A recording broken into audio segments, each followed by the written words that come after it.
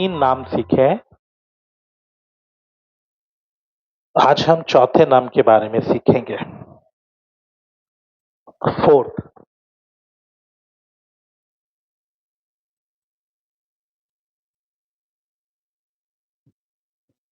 वो है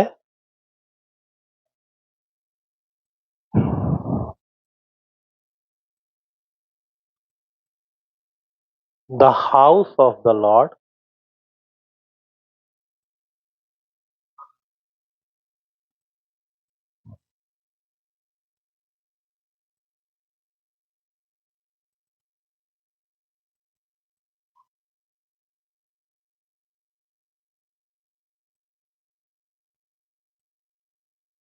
the house of the tabernacle of the Lord।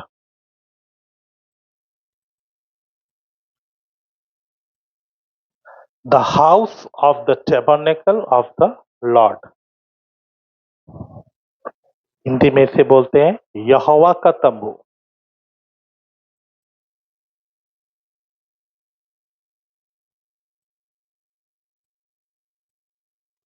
या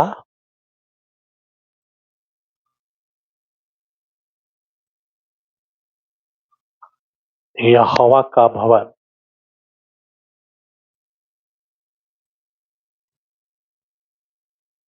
यहोवा का तंबू या यहोवा का भवन। पढ़िएगा फर्स्ट क्रॉनिकल्स चैप्टर 9 वर्स 23। पहला इतिहास 9 अध्याय 23 वचन। First Chronicles chapter 9 verse 23। First Chronicles chapter 9 verse 23। पहला इतिहास 9 अध्याय 23 वचन। अतः वे और उनकी संतान यहोवा के भवन अर्थात तंबू के भवन के फाटकों का अधिकार बारी बारी रखते थे। यहोवा के भवन अर्थात यहोवा का तंबू। तो ये नाम आपको पहला इतिहास 9 अध्याय 23 वचन में मिलेगा। यहाँ पर जो शब्द आया है हाउस,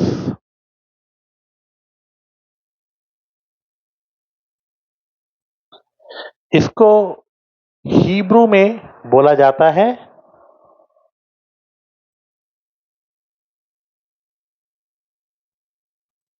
बेहात।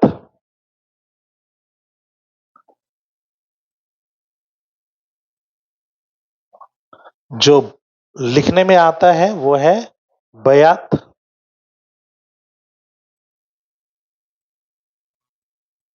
और इसको जो प्रोनाउंस करते हैं तो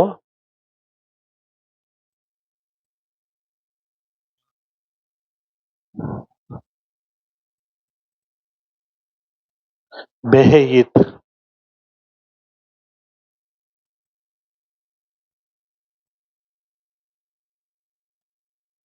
इसका मीनिंग है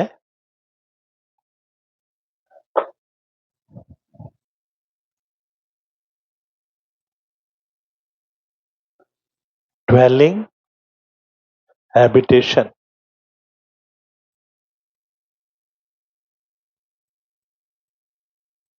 ड्वेलिंग हैबिटेशन जिसका अर्थ है निवास स्थान।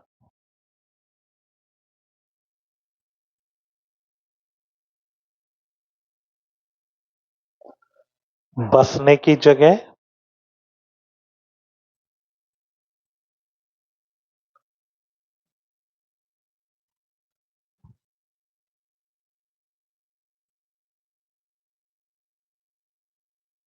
या रहने की जगह।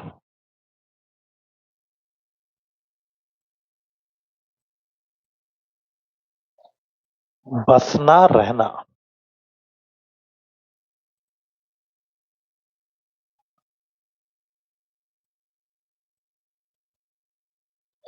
एक होता है बिल्डिंग, उसे भी घर कहा जाता है। एक होता है जिसमें कोई रहता है, हाउस और होम। तो ये जो है रहने की जगह है, खाली बिल्डिंग बनाकर नहीं छोड़ा है, खाली जगह नहीं है, खाली घर नहीं है, बल्कि रहने की जगह। तो ये यहोवा के बसने की जगह, यहोवा के रहने की जगह। तो ये आज नाम को हम समझने के लिए प्रयास करेंगे।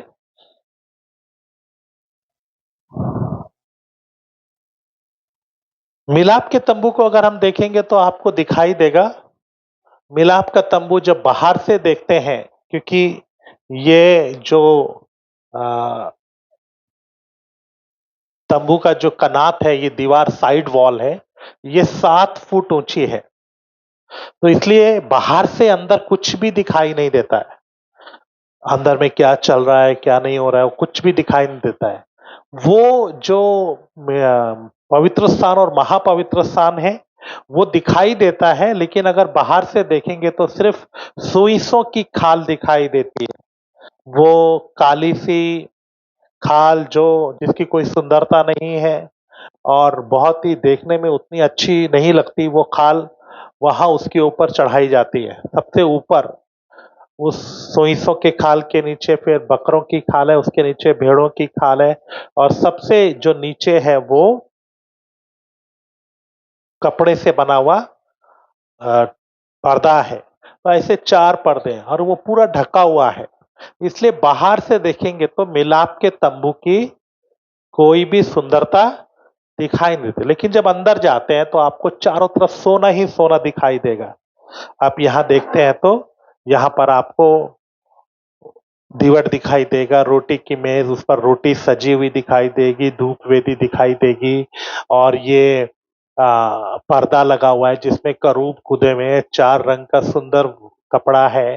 अंदर फट्टे हैं, फट्टों के ऊपर सोना मढ़ा हुआ है और अंदर वाचक का संदूक है जिसमें से हमेशा महिमा निकलती रहती थी और ऊपर छत में देखेंगे तो उधर भी पूरा कपड़े से बना हुआ पर्दा है जो बहुत ही सुंदर पर्दा था।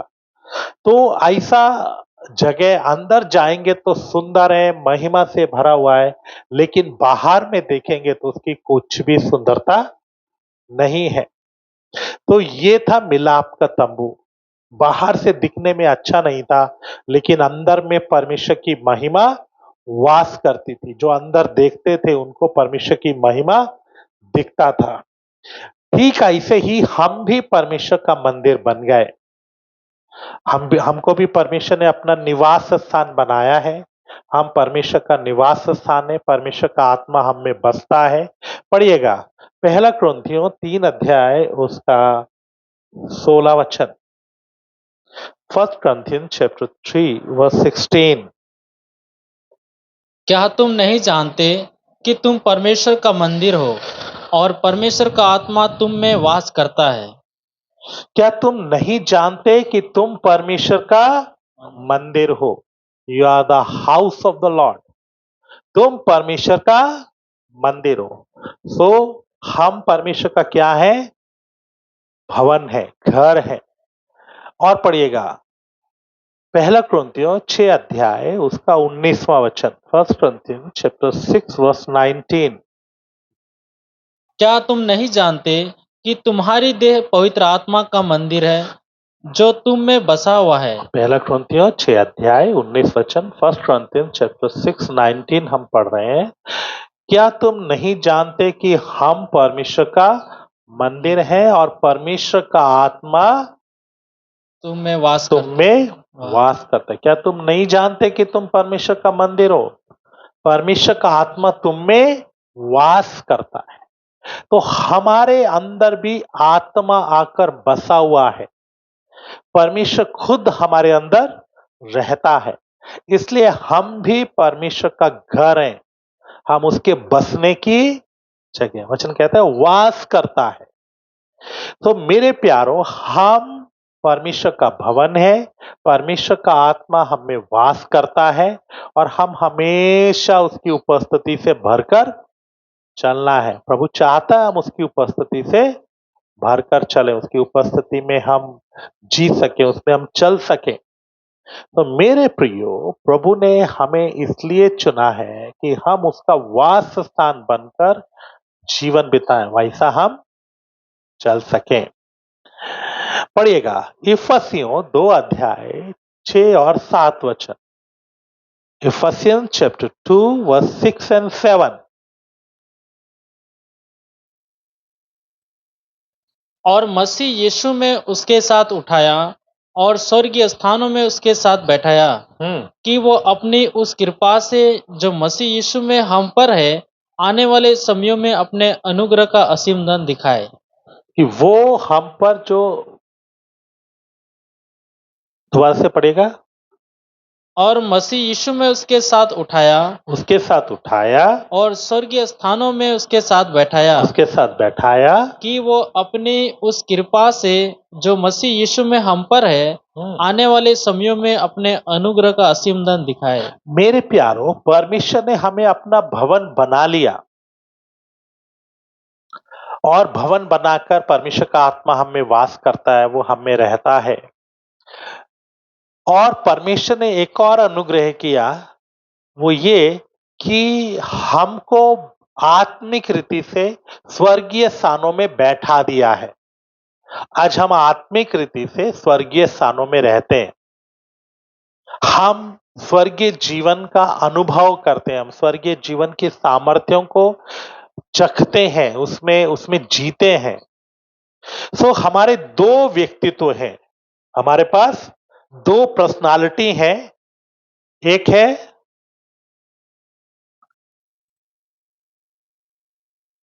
आउटर मैन,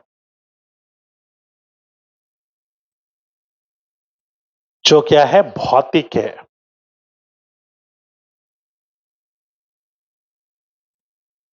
संसार में है, इसके द्वारा ये है, इसलिए हम जी रहे हैं। दूसरा है इनर मैन,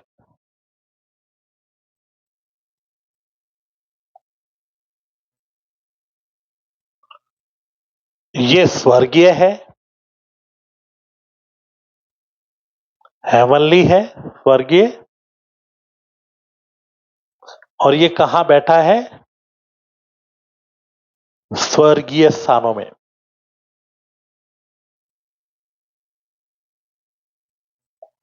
इसकी परमेश्वर के साथ के पास पहुंच है। ये परमेश्वर के साथ क्या किसमें रहता है? संगति में रहता है। सो हम दो मनुष्यत्व में जी रहे हैं, दो पर्सनालिटी में जी रहे हैं, आउटर मैन और इनर मैन। आउटर मैन संसार में है, संसार की इच्छाओं में, संसार की बातों में है। आउटर मैन में अभी भी बहुत सी कमजोरियां हैं। हमारा बाहरी मनुष्यत्व में अभी भी इच्छाएं हैं, अभिलाषाएं हैं, पुराना स्वभाव है, पुरानी बातें हैं, पुरानी चीजें हैं। अभी वो पूरा बदला नहीं है। इसीलिए हमारे आउटर मैन को परमेश्वर ने अपने अनुग्रह से ढांप कर रखा है। हमारे आउटर मैन में क्या क्या है? बोलिए, हमारे आउटर मैन में क्या क्या है? शरीर, प्राण और हाथ, तीनों आउटर मैन का हिस्सा है। शरीर, प्राण और हाथ। हमारे अंदर बहुत सी बातें, अभी शारीरिकता अंदर पड़ा हुआ है, हमारा खुद ही सेल्फ वो अंदर पड़ा हुआ है। इसके अलावा पुराना स्वभाव, पुरानी इच्छाएं, अभिलाषाएं वो भी अंदर पड़ी हुई हैं। प्रभु ने अनुग्रह से ढांप कर रखा है। साथ ही हमारे अंदर भीतरी मनुष्यत्व दिया। क्या दिया? भीतरी मनुष्यत्व। वो भीतरी मनुष्यत्व कैसे बना? परमेश्वर का वचन और पवित्र आत्मा मिलकर क्या बनते हैं? भीतरी मनुष्यत्व। पवित्र आत्मा उस वचन को लेकर आया, अपने में संभाले रखता है, और वो है न्यू मैन, इनर मैन, है ना। पहले हम उसे न्यू मैन बोलते थे क्योंकि हमारे अंदर वो आ गया, नया आया है। और इनर मैन बोलते हैं क्योंकि वो अंदर में है। तो ये जो इनर मैन है, आज हम इनर मैन को लेकर जी रहे हैं। तो अंदर से परमेश्वर के साथ, बाहर से, इसीलिए हम मिलाप के तंबू के साथ अपनी तुलना करते हैं। मिलाप का तंबू में भी बाहर से दिखने में अच्छा नहीं था, सुइसों की खाल, है ना, रेगिस्तान है, बाहर चीजें हैं। लेकिन अंदर कोई जाएगा तो मिलाप का तंबू इतना सुंदर था, वहां के कर्टन्स कितने अच्छे थे, 4 रंग के और उसके ऊपर सोने की नक्काशी, है ना, करूब खुदे हुए थे, खजूर खुदे हुए थे और बहुत सी चीजों से वो बन मिलकर बना था। अंदर सोना ही सोना था, पूरा महिमा। अंदर रोटी की मेज हमेशा सजी रहती है, हमेशा सुगंध उठता रहता है क्योंकि धूप 24 घंटे जलता है। सुबह रखेंगे तो शाम तक चलता है, शाम को रखेंगे तो सुबह तक चलता है। वो सुगंध हमेशा जलती रहती है। वाचा का संदूक है, परमेश्वर का सानिध्य है, परमेश्वर की नजदीकी, परमेश्वर की उपस्थिति। लेकिन बाहर में देखेंगे तो क्या है? हाँ? दूर से देखेंगे तो सुई-सो की खाल है। अगर आप उसमें जाकर देखेंगे, आंगन में चले गए तो आपको खून ही खून दिखाई देगा। कहीं कोई चर्बी निकाल रहा है, कहीं खून है ना? कोई काट रहा है, कहीं मेमने चिल्ला रहे हैं, कहीं बकरी चिल्ला रही है ना? कहीं गला काटा जा रहा है, कहीं खाल निकाला जा रहा है। वो दृश्य देखने के लिए बहुत अच्छा दृश्य नहीं है। लेकिन पवित्र स्थान, महापवित्र स्थान के अंदर कुछ अलग ही माहौल है। ऐसे ही हमारे आउटर मैन का हालत क्या है? पढ़िएगा। रोमियो की पत्री उसका 7वां अध्याय और उसके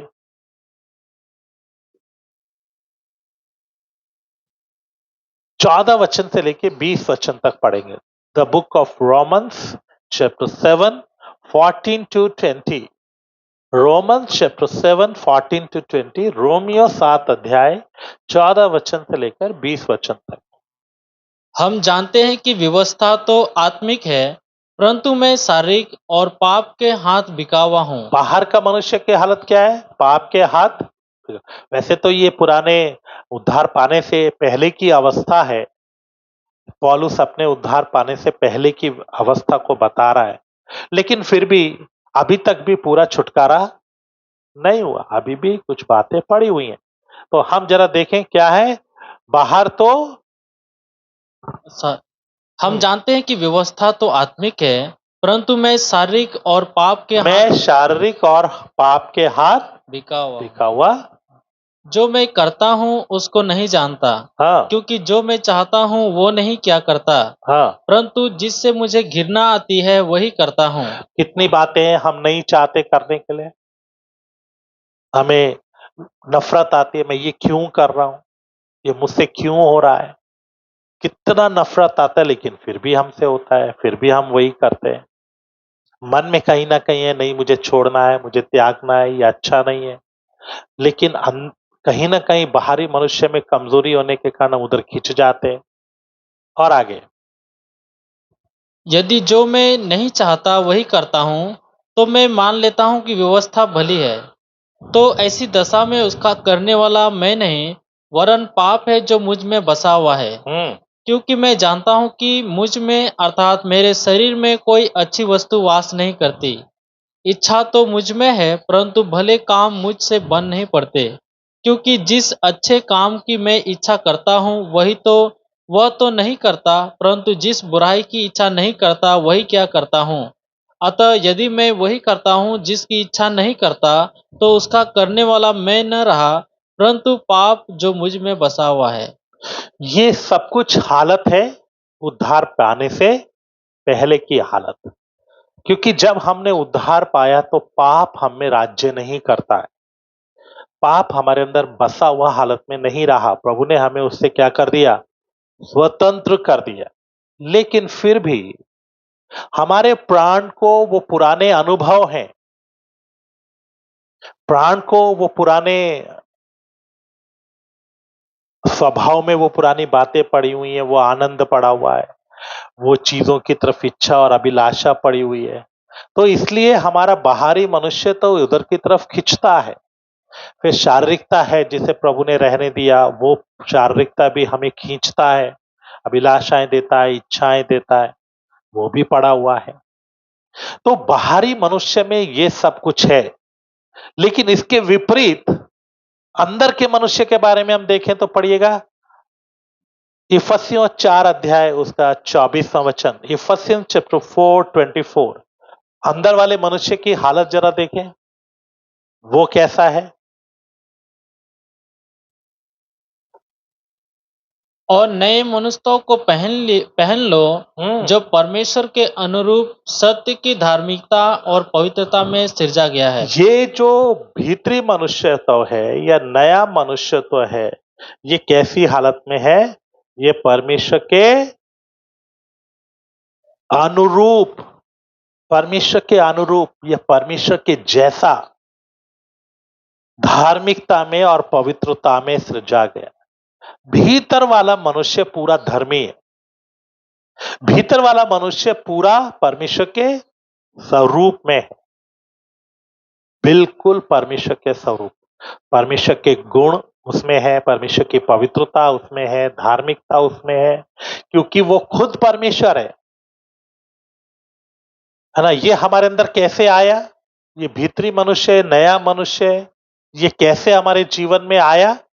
पहला पत्रस, पहला अध्याय, उसका 23वां वचन पढ़ेंगे। 1 Peter chapter 1 verse 23। क्योंकि तुमने नाशवान नहीं पर अविनाशी बीज से परमेश्वर के जीवते और सदा ठहरने वाले वचन के द्वारा नया जन्म पाया है। नया जन्म पाया। कैसे पाया है? वचन के द्वारा, सदा ठहरने वाला। हमने नाशवान नहीं पर अविनाशी बीज से परमेश्वर के जीवते और सदा ठहरने वाला। तो वो वचन जो सदा जीवित रहता है, अनंतकालीन है, ठहरने वाला है, वो व्यर्थ में नहीं जाता। वचन वो बीज है जो कभी व्यर्थ में नहीं जाता। मेरे प्रियो, और कोई बीज बोते हैं, पानी ज्यादा हो गया गल जाता है, या कभी कभी मौसम वैसा नहीं मिलता तो अंदर ही खत्म हो जाता है। लेकिन वचन का बीज सदा ठहरने वाला वचन है, बीज है। ये वचन कौन है जिसका बीज हमारे अंदर आया? यूहन्ना रचित सुसमाचार 1 अध्याय 1 वचन पढ़िएगा। The gospel of John chapter 1 verse 1। आदि में वचन था, हाँ, और वचन परमेश्वर के साथ था, हाँ, और वचन परमेश्वर था। आदि में वचन था, वचन परमेश्वर के साथ था, और वचन ही परमेश्वर है। तो मेरे प्यारो, वचन कौन है? वचन खुद परमेश्वर है। वो परमेश्वर का वचन का बीज हमारे अंदर आया, या आप कह सकते हो उसका अंश आया। परमेश्वर का अंश हमारे अंदर आकर हमारे आत्मा के अंदर भी एक नया मनुष्य उत्पन्न हुआ। जब हमारा विवेक छिद गया, हमने अपने पापों को मान लिया, जान लिया, हमने अंगीकार किया, पश्चाताप किया, हमने यीशु के वचन पर विश्वास किया, तो हमारा आत्मा खुल गया। प्रभु ने उसको धोकर शुद्ध किया, है ना? प्रभु ने अपने लहू से हमें शुद्ध किया। हमारे आत्मा में क्या क्या है? हमारे आत्मा में विवेक है। क्या है? विवेक, कॉन्शियंस, मनसाक्षी, कॉन्शियंस। दूसरा क्या है हमारे अंदर? अंतर्ज्ञान, इंट्यूशन। तीसरा हमारे अंदर है फेलोशिप की जगह, हमारे आत्मा के अंदर। जब वचन जाकर विवेक को छेद देता है या विवेक को जगा देता है, विवेक को हिलाता है, वचन जाकर उसको झकझोर देता है, विवेक जागृत हो जाता है, वो सोचने की हालत में आता है, विवेक बात करना शुरू कर देता है, वो स्ट्रांग होकर बात करना शुरू करता है। जब वचन जाकर विवेक को छेदता है, तब लोगों का हृदय छिद जाता है। हृदय मतलब विवेक छिद जाता है, और व्यक्ति पश्चाताप में आता है, गलतियों को इकरार करना शुरू करता है, मानना शुरू करता है। पतरस ने पहली बार वचन प्रचार किया, और जब उसने बोला तुमने उसे क्रूस पर चढ़ाया है, तुम अपराधी हो, तो वचन लिखा उनका हृदय छिद गया, और वो बोलने गया, हे साहिबो, अब हम इस पाप से छूटने के लिए, इस गलती से, इस अपराध बोझ से छूटने के लिए हम क्या करें? जब वचन जाकर विवेक को जगा देता है, विवेक कचोटने लगता है, लोगों का विवेक शांत हो गया, वो जलते हुए लोहे से दाग दिया गया है। जब एक व्यक्ति पाप पर पाप करता रहता है, पाप पर पाप करता रहता है, वो गलतियों में पड़ा रहता है, उसका विवेक बोलना बंद कर देता है, उसका विवेक में सेंसेशन खत्म हो जाती है। यही है मन का कठोरता।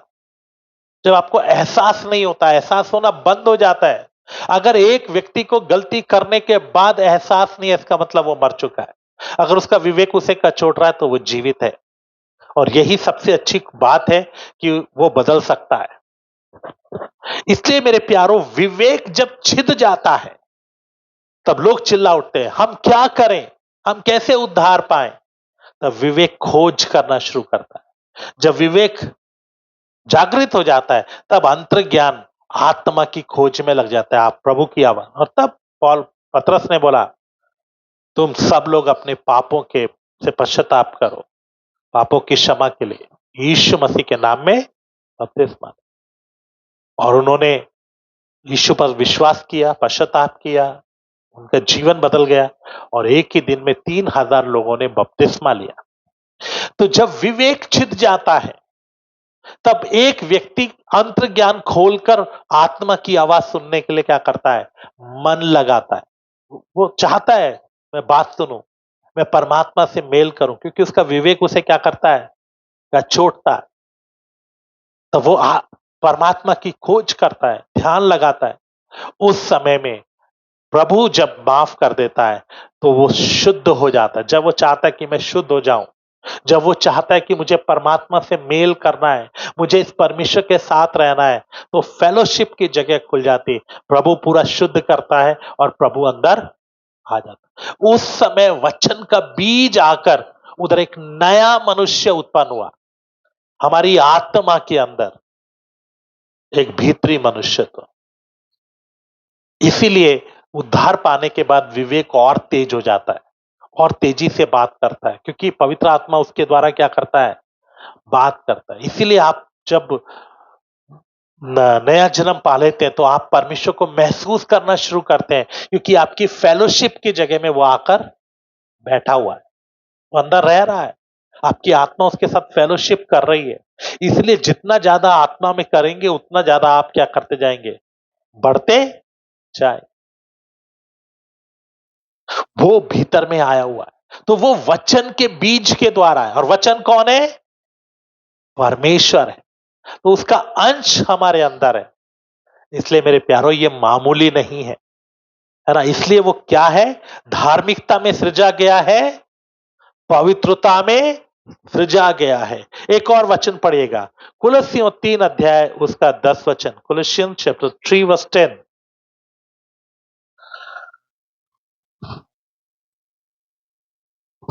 और नए मनुष्यों को पहन लिया है, जो अपने सृजनहार के स्वरूप, अपने सृजनहार के स्वरूप के अनुसार ज्ञान प्राप्त करने के लिए नया बनता जाता है। नया बनता जाता है। तो मेरे प्यारो, परमेश्वर के स्वरूप के अनुसार, जैसा परमेश्वर का स्वरूप है, खुद का रूप है, वैसा ही भीतरी मनुष्य है। जैसा परमेश्वर पवित्र है ये भी है, जैसा परमेश्वर धर्मी है ये भी है। इसीलिए वचन में लिखा है, जो परमेश्वर से जन्मा है वो पाप नहीं करता, वो पाप कर ही पड़ेगा। 1 जॉन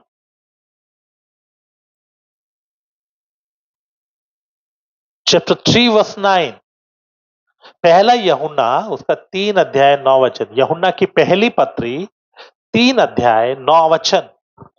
जो कोई परमेश्वर से जन्मा है, जो कोई परमेश्वर से जन्मा है वो पाप नहीं करता, वो पाप नहीं करता, क्योंकि उसका बीज उसमें बना रहता क्योंकि है, उसका बीज उसमें बना रहता है, और वो पाप कर ही नहीं सकता, कर ही नहीं सकता, क्योंकि परमेश्वर से जन्मा परमेश्वर है। से जन्म। इसीलिए आप गलती करने के बाद आराम से नहीं रह सकते। आपने जब उद्धार नहीं पाया था उस समय गलती करते थे तो बस थोड़ा सा विवेक बोलता था, बस बाद में शांत हो जाते थे। लेकिन नया जन्म पाने के बाद एक व्यक्ति गलती करने के बाद आराम से बैठ ही नहीं सकता, क्योंकि अंदर वाला पाप करता नहीं है, वो उसमें साझी नहीं है, वो उसको कचोटता है। इसीलिए वचन में लिखा, जब पवित्र आत्मा तुम्हें आएगा तो पाप, धार्मिकता और न्याय के विषय में कायल करेगा, वो कचोटता है। आप आराम से बैठ ही नहीं सकते, एकदम आपको महसूस होगा उपस्थिति कम हो गई, एकदम से आपको लगेगा गलती हो गया, कुछ दाग आ गया, आपका विवेक आपको कचोटता रहे, क्योंकि अंदर वाला पाप नहीं करता, वो पाप कर नहीं सकता, वो महिमा से भरा है। वो तुरंत आपको बोलेगा नहीं ये गलत है, ये गलत है, ये गलत है, गलत है, छोड़ना है, ठीक होना है, ठीक होना है, ठीक होना है। एक व्यक्ति के अंदर अगर गलती करने के बाद उसे एहसास है, अगर वो पश्चाताप कर रहा है, तो मुझे तसल्ली है कि हाँ इसके अंदर काम है, हो रहा है। लेकिन जो गलती करने के बाद छुपाता है, जो गलती करने के बाद मानता नहीं है, जो गलती करने के बाद आराम से बैठा रहता है, इसका मतलब है उसके लिए थोड़ी सी दिक्कत है। भीतर वाला किसी भी गलत काम में साझी नहीं होता। जैसे ही आप गलती करोगे, अगर उसने बाहर वाले मनुष्य को पकड़ा है, तुरंत छोड़कर क्या करेगा वो? अंदर चला जाए, है ना? वो उसको तुरंत छोड़ देगा, क्योंकि वो क्या है? ठीक नहीं है, तुरंत छोड़ देगा। और उसी समय आपको उपस्थिति महसूस होना क्या हो जाएगी? बंद हो जाएगी। एकदम से लगे कुछ खो गया, कुछ हो गया। आपको एकदम से लगेगा नहीं, कुछ गड़बड़ हो गई। इसका मतलब है भीतरी मनुष्य क्या हो गया? लेकिन आप भीतरी मनुष्य में रहेंगे तो आपको चलते फिरते उसकी उपस्थिति महसूस होगी। आप उसका आनंद को, उसकी खुशी को महसूस करेंगे। इसलिए मेरे प्यारों, भीतरी मनुष्य गलती नहीं करता, बल्कि वो कचोटता है। वो बाहरी मनुष्य को बोलता तुमने गलत किया, गलत किया, शुद्ध हो जाओ, शुद्ध हो जाओ, ठीक हो जाओ। तो हमारा अंदर का हालत और बाहर का हालत लगभग मिलाप के तंबू के बिल्कुल जैसा है। वो अलग है, बिल्कुल डिफरेंट है। बाहर में कुछ और दिख रहा है, अंदर में कुछ और दिख रहा है। और ये अंदर और बाहर में हमेशा क्या चलती रहती है? लड़ाई चलती रहती है। पढ़िएगा गैलेशियंस चैप्टर 5 वर्स 17, गलतियों 5 अध्याय उसका 17 वचन, 17 और 18 दोनों पढ़ दीजिए। 17 एंड 18। क्योंकि शरीर आत्मा के विरोध में शरीर आत्मा के विरोध में और आत्मा शरीर के विरोध में लालसा करता है। शरीर आत्मा के विरोध में और आत्मा शरीर के विरोध में लालसा करता है। और ये एक दूसरे के विरोधी है। एक दूसरे के विरोधी हैं। इसलिए कि जो तुम करना चाहते हो हाँ, वह न करने वो पाओ। ना करने पाओ। और यदि तुम आत्मा के चलाए चलते हो तो व्यवस्था के अधीन न रहे। हाँ, तो मेरे प्यारो, आत्मा वो चाहता है कि शारीरिकता के काम पूरा ना हो, बाहरी मनुष्य की बातें पूरा ना हो, बाहरी मनुष्य गलत काम मत करे, वो ना, इसलिए वो अंदर से कचोटता है, बोलता है, हर बात में बोलता है, न्याय की बात में कायल करता है, आपको पाप के बारे में कायल करता है, आपको शारीरिकता के बातों के बारे में कायल करता रहता है। तुम ये गलत कर रहे हो, तुम गलत सोच रहे हो, ये नहीं करना है, ये नहीं चाहिए, ये ठीक नहीं है, ऐसा बोलता रहता है। बाहर का मनुष्य हमेशा इच्छा देता रहता है, वो भीतरी मनुष्य के खिलाफ चलो ऐसा करते हैं, चलो ऐसा करते हैं, चलो ऐसा करते हैं। और इन दोनों के बीच में क्या चलती रहती है? लड़ाई चलती रहती है। कौन जीतेगा? जिसकी बात आप मान लोगे वो जीत जाएगा। आपके बाहरी मनुष्य पर कौन कब्जा करेगा? जिसकी आप बात मान लोगे उसका कब्जा हो जाएगा। अगर आप भीतरी मनुष्य की बात मानोगे तो बाहरी मनुष्य पर भीतरी मनुष्य का कब्जा हो गया। और अगर आपने शारीरिकता की बात मान लिया तो बाहरी मनुष्य पर शारीरिकता का कब्जा हो जाएगा। लेकिन हमने क्या करना है? बोले हमने बदलना है, हमने आत्मा की बात मानना है। इसलिए पढ़िएगा रोमन चैप्टर 6 वर्स 16, रोमियो 6 अध्याय उसका 16 वचन। क्या तुम नहीं जानते कि जिसकी आज्ञा मानने के लिए तुम अपने आप को दासों के समान सौंप देते हो? रोमियो 6 अध्याय 16 वचन, रोमन चैप्टर 6 वर्स 16 पढ़िएगा। क्या तुम नहीं जानते कि जिसकी आज्ञा मानने के लिए तुम अपने आप को दासों के समान सौंप देते हो, उसी के दास हो, उसी के दास हो। चाहे पाप के जिसका अंत मृत्यु है, हाँ, चाहे आज्ञाकारिता के जिसका अंत धार्मिकता है। हाँ, आपकी मर्जी, आप किसकी बात मानना चाहते हैं? अंदर वाले मनुष्य की? वो पाप करता नहीं, वो पाप कर ही नहीं सकता। वो धार्मिकता में, पवित्रता में सृजा गया है, वो परमेश्वर के स्वरूप में सृजा गया है। इसलिए वो जो भी बात करेगा पवित्रता की बात होगी, धार्मिकता की बात होगी, परमेश्वर के अनुरूप बात होगी, परमेश्वर के स्वभाव के अनुसार बात होगी। लेकिन जो बाहरी मनुष्य है, जो शारीरिकता है, पाप है, बाकी चीजें, स्वभाव है, वो हमेशा संसार की बातें करेगा, खुदी की बात करेगा, अपने मजे की बात करेगा, अपनी इच्छाओं की बात करेगा। अब हम बड़े आराम से पहचान सकते हैं ये परमेश्वर की तरफ से, भीतरी मनुष्य की तरफ से या बाहरी मनुष्य की तरफ से। और हमें कौन सी वाली माननी है? बोलिए। भीतरी वाली माननी है। भीतरी वाली मानेंगे तो जितना हम भीतर वाले की मानेंगे उतना उसका कब्जा क्या होता जाएगा? हम पर होता जाएगा। और अगर हम हर बातों में उसके गुलाम बन जाएं, हर बातों में, तो हमारा बाहरी मनुष्य बदल जाएगा। आपको मालूम है, ये जो मिलाप का तंबू है, ये दाऊद के दिनों तक तंबू ही रहा। दाऊद के दिनों तक क्या रहा? तंबू रहा। मूसा के समय बना, तब से लेकर दाऊद के दिनों तक क्या रहा? लगभग 400 साल से ज्यादा ये तंबू में ही रहा। लेकिन दाऊद ने अपने जीवन में सोचा, मैं राजा होकर अच्छे घर में, देवदारू के घर में रहता हूं, परमेश्वर का संदूक अभी भी उसमें रखा हुआ है, तंबू में रखा हुआ है, मुझे परमेश्वर के लिए भी घर बनाना चाहिए। और उसने फैसला किया, मैं भी घर में नहीं रहूंगा जब तक कि परमेश्वर के लिए घर ना बनाऊं। और उसने नातान नबी को बुलाकर बोला, मैं ऐसा ऐसा बनाना चाहता हूं। नातान ने परमेश्वर से बोला, परमेश्वर ने बोला, मुझे बहुत अच्छा लगा, दाऊद ने कम से कम ऐसा सोचा, उसका मन इतना अच्छा है, इसलिए मैं उसे आशीष दूंगा, उसके वंश के लोग हमेशा गद्दी पर बैठेंगे। परमेश्वर को वो मन अच्छा लगा। लेकिन उसने फैसला किया कि देखो, इसने बहुत खून बहाया है, बहुत लड़ाइयां लड़ा, इसलिए ये नहीं बनाएगा, इसका बेटा सुलेमान बनाएगा। और प्रभु ने उसको वायदा किया, मैं तेरे बेटे को गद्दी पर बैठाऊंगा, वो बनाए। और सुलेमान ने फिर मंदिर बनाया। सुलेमान के मंदिर की खूबी क्या थी? वो अंदर से भी खूबसूरत था, बाहर से भी खूबसूरत था।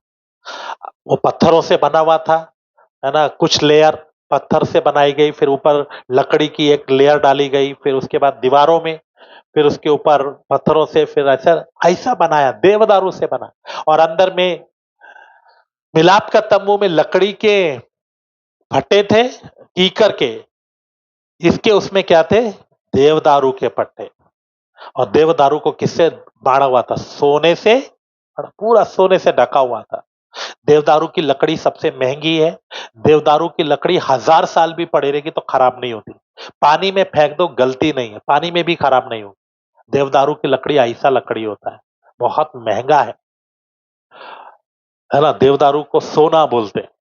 वो देवदारू की लकड़ी के फट्टे थे, उसमें सोना मड़ा हुआ था।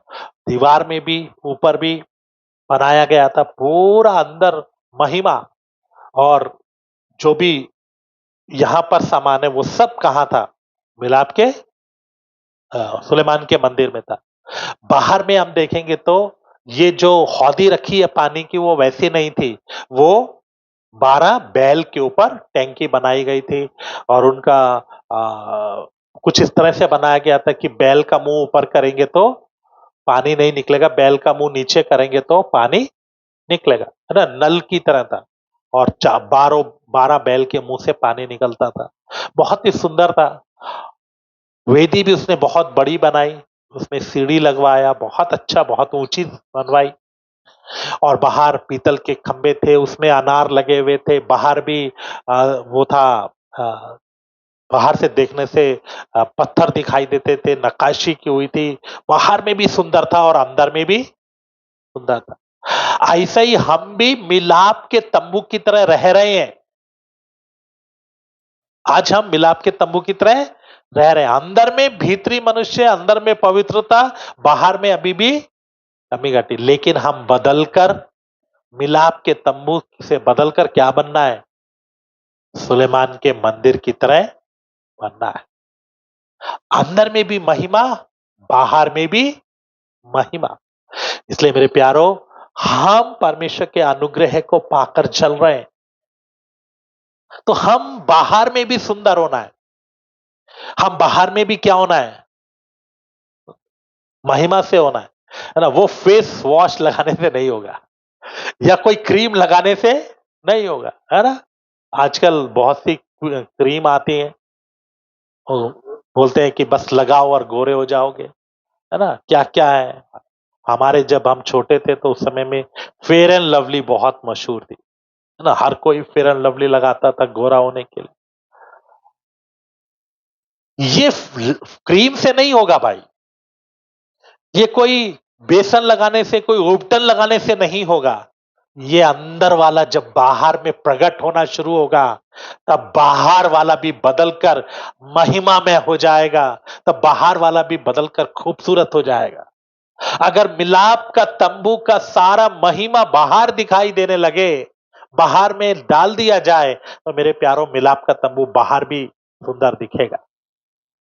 इसीलिए सुलेमान ने जब मंदिर बनाया, वो बाहर से देखने से भी खूबसूरत था।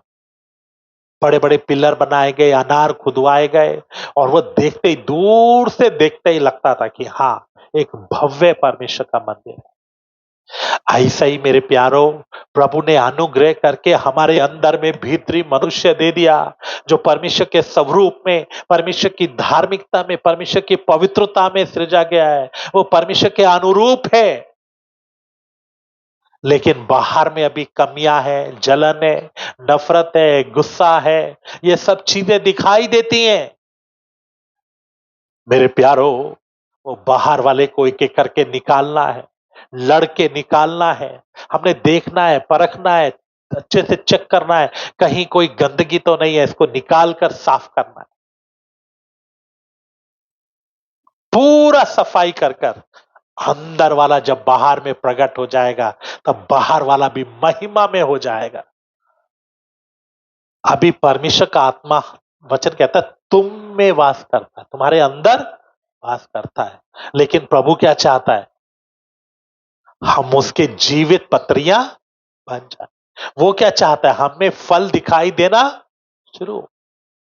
अभी हमने बाहर गमलों के अंदर पेड़ों के फलों के पेड़ लगाए हैं। बहुत से पेड़ हैं उसमें, उसमें शहतूत है, उसमें अमरूद है, उसमें बहुत है। अभी उसमें फल नहीं दिखता, लेकिन फल उनके अंदर है। लेकिन जब वो ग्रो हो जाएंगे, बड़े हो जाएंगे, एक उनका मौसम आएगा, समय आएगा, तब उनके अंदर से फल निकलना शुरू। ऐसे ही मेरे प्यारो, प्रभु इंतजार कर रहा है। वो अंजीर के पेड़ को देखने आता है। कितने सालों से वो देख रहा है, इतने साल हो गए, इसमें फल नहीं आ रहा, इसमें फल नहीं आ रहा। हम हर दिन जाके पेड़ों के पास देखते हैं किसमें फल आ रहा है, किसमें फल नहीं आ रहा। जिसमें फल नहीं आ रहा, हम उनको बोलते हैं क्या कमी है, क्या गलती है, क्या से क्या डालें, क्या करें कि इसमें भी फल आए। उनको देखकर खुशी नहीं होती, चिंता होती है, दुःख होता है। लेकिन जिसमें फल लगा होता है, उसके फल को देखकर खुशी होती है। हमने बोया है, अब फल दे रहा है। ठीक ऐसे ही मेरे प्यारों, हमारा परमेश्वर भी हमारे अंदर भीतरी मनुष्य दे दिया। अब वो इंतजार कर रहा है ये भीतरी मनुष्य का, वो परमेश्वर के स्वरूप का वो फल आज बाहर कब दिखाई देंगे। वो भीतरी मनुष्य का प्रेम, आत्मा का फल कब हमें दिखाई देगा, कब प्रेम दिखाई देगा, कब आनंद दिखाई देगा, कब धीरज, कब शांति, मेल, कृपा, भलाई, विश्वास, नम्रता और संयम कब दिखाई देंगे। वो इंतजार कर रहा है। और जब वो देखता है तो उसे बहुत खुशी होती है। कल मैं शांति को उधर ले गया जहां पर सब्जी बो रखा है। ये लोग मिलकर 3-4 लोग उधर बीज लगाए थे। शांति को लेके मैं, देखो तुम लोग जो बोया वो छोटे-छोटे पौधे निकल, देखकर खुशी होती है। हम हर दिन जाते हैं, देखते हैं कुछ उगा या नहीं, कुछ उगा या नहीं, कुछ उगा या नहीं। और जब उसको देखते हैं तो क्या आती है? खुशी आती है। ऐसे ही मेरे प्यारो, मैं उन पेड़ों के को देखता हूँ, जब मैं करता हूँ, मैं बहुत वचन को मनन करता हूँ, मैं बहुत प्रार्थना करता हूँ, हे प्रभु हम भी फलवंत होने वाले बन जाएँ। हम अलग-अलग कोशिश करते हैं, खाद डालते हैं, पानी डालते हैं, चीज़ें डाल रहे हैं, कैसे भी फल आए। ऐसे ही यीशु भी हमारे अंदर प्रयास कर रहा है। कितना प्रयास कर रहा है वचन के द्वारा, आत्मा के द्वारा, परिस्थितियों के द्वारा, घटनाओं के द्वारा, कैसे भी चाहता है हम में फल आए। वो इंतजार कर रहा है। जब हम में फल आता है तो उसे आनंद होता है, उसे खुशी होती है। हम हालेलुया, हालेलुया, हालेलुया, हालेलुया बोलेंगे, उसे उससे आनंद नहीं होता। लेकिन हम जब बदलते जाते हैं, जब हमारा बाहरी मनुष्य में बदलावट आती जाती है, हम बदलकर उसके स्वरूप में बदलते जाते हैं, वो देखकर बहुत आनंदित होता है, क्योंकि वो यही तो चाहता है। वो इतना मेहनत किया, अपना खून के द्वारा हमें सींचा, किस लिए? ताकि हम फलवंत हो जाए, अंदर वाला बाहर में प्रकट हो जाए। यही तो वो चाहता है। लेकिन मेरे प्यारो, कितना समय हो गया इंतजार करते करते। वो इंतजार कर रहा है, कब मेरा बेटा फल लाएगा, कब मेरी बेटी फल लाएगी। यशायाह नबी की किताब में हम पढ़ते हैं, वहां कहता है कि मैं अपनी प्रजा की ओर अपने हाथ फैलाए रहा, अपने हाथ फैलाए रहा कि मुझे फल मिले। वो कहता है, यशायाह 5 में कहता है कि मैंने उत्तम जाति की दाखलता ला लाकर लगाई, मैंने बाड़ा लगाया, मैंने उसे सींचा, और मैं क्या चाहता था कि उसमें अच्छे फल लगे, लेकिन उसमें निकम्मे फल ही लगे। यशायाह 5 अध्याय आप पढ़ेंगे तो आपको ये घटना वहां लिखा हुआ मिलेगा। मेरे प्यारो, हमारा यीशु भी इंतजार कर रहा है। उसने अंदर में नया मनुष्य दिया है। अब वो क्या चाहता है? हमारे बाहर में वो फल प्रकट हो जाए, अंदर वाला स्वभाव बाहर में प्रकट हो जाए। फल प्रेम, आनंद, मेल, धीरज, कृपा, भलाई, विश्वास, नम्रता और संयम बाहर वाला बदलता जाए।